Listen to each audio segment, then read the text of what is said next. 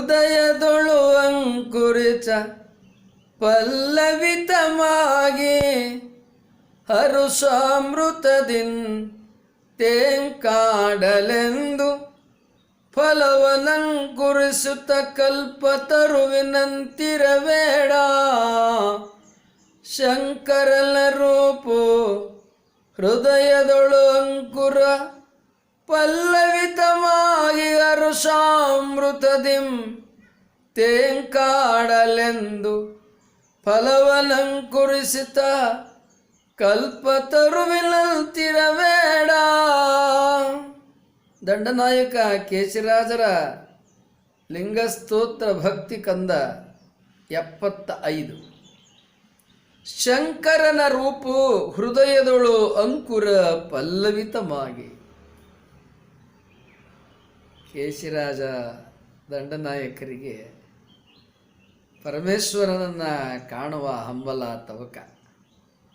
ಅಕ್ಕ ಮಹಾದೇವಿಯರವರಿಗೆ ಹೇಗೆ ಚನ್ನಮಲ್ಲಿಕಾರ್ಜುನನ್ನು ಸಾಕ್ಷಾತ್ಕಾರ ಮಾಡಿಕೊಳ್ಳಬೇಕು ಎನ್ನುವ ಹಂಬಲವೋ, ಅಲ್ಲಮ ಪ್ರಭುದೇವರಿಗೆ ಗುಹೇಶ್ವರನನ್ನು ಕಾಣುವ ತವಕವೋ, ಅದೇ ರೀತಿಯಾಗಿ ದಂಡನಾಯಕ ಕೇಶಿರಾಜರಿಗೆ ಯಾವಾಗ ಶಂಕರನನ್ನು ನಾನು ಕಂಡು ಬಿಡ್ತೇನೆಯೋ ಕಾಣ್ತೇನೆಯೋ ಅನ್ನತಕ್ಕಂಥ ಹಂಬಲ ಬಹಳವಾಗಿ ಇತ್ತು. ಹೀಗಾಗಿ ಶಂಕರನ ರೂಪು ಹೃದಯದೊಳು ಅಂಕುರ ಪಲ್ಲವಿತಮಾಗಿ. ಹೃದಯ ಮಂದಿರದೊಳಗೆ ಶಂಕರನ ರೂಪು ಅಂಕುರಗೊಂಡಿದೆಯಂತೆ, ಮೊಳಕೆ ಹೊಡಿತಾ ಇದೆಯಂತೆ, ಅದು ಪಲ್ಲವಿಸ್ತಾ ಇದೆಯಂತೆ ಪರಮೇಶ್ವರನ ರೂಪು. ಹರುಷಾಮೃತದಿಂ ತೇಂಕಾಡಲೆಂದು ಆನಂದ ಸಮುದ್ರದಲ್ಲಿ, ಆನಂದ ಸಾಗರದಲ್ಲಿ ತೇಲಾಡ್ತಾ ಇದ್ದಾರೆ ಕೇಶಿರಾಜರು ಲಿಂಗಭಕ್ತಿಯಲ್ಲಿ.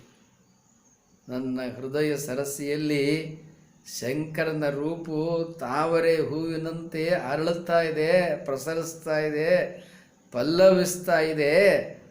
ಹರುಷಾಮೃತದಿಂ, ಈ ಆನಂದ ಭಕ್ತಿಯಲ್ಲಿ ತೇಂಕಾಡಲೆಂದು. ಈಗ ಅಲೆಗಳು ಹಿಂದೆ ಮುಂದೆ ಚಲಿಸ್ತಾ ಇರ್ತವಲ್ಲ, ಹಾಗೆ ಆ ಆನಂದದಲ್ಲಿ ಉಯ್ಯಾಲೆ ಆಡ್ತಾ ಇದ್ದಾರೆ, ತೇಲಾಡ್ತಾ ಇದ್ದಾರೆ. ಫಲವನಂಕುರಿಸುತ್ತ, ಇನ್ನೇನದು ಭಕ್ತಿ ಫಲವನ್ನು ಕೊಡುತ್ತಾ ಇದೆ, ಹಣ್ಣನ್ನು ಕೊಡುತ್ತಾ ಇದೆ, ಫಸಲನ್ನು ಕೊಡುತ್ತಾ ಇದೆ. ಕಲ್ಪತರುವಿನಂತಿರಬೇಡ. ಪರಮೇಶ್ವರನು ಕಲ್ಪವೃಕ್ಷ. ಭಕ್ತಿ ಪಲ್ಲವಿತವಾಗಿ ಪರಮೇಶ್ವರನು ಫಸಲಾಗಿ ಇನ್ನು ಫಸಲನ್ನು ಕೊಡ್ತಕ್ಕಂಥವನಿದ್ದಾನೆ. ಆ ಪರಮೇಶ್ವರನ ಅನುಗ್ರಹ ತುಂಬಿ ಬರ್ತದ, ನಾನು ಅದನ್ನು ಪಡಿತೇನೆ ಎನ್ನುವ ಅಪಾರವಾದ ಭಕ್ತಿ ಸಮುದ್ರದೊಳಗೆ ತೇಲ್ತಾ ಇದ್ದಾರೆ ಕೇಶಿರಾಜರು ಲಿಂಗಭಕ್ತಿಯಲ್ಲಿ. ಪರಮೇಶ್ವರನ ಭಕ್ತಿ ಕೇಶಿರಾಜರ ಒಂದೊಂದು ಕಂದ ಪದ್ಯದಲ್ಲಿಯೂ ಕೂಡ ಅದು ಅಧಿಕವಾಗ್ತಾನೆ ಹೋಗ್ತದೆ, ಅದೆಂದೂ ಕೊನೆ ಆಗೋದೇ ಇಲ್ಲ.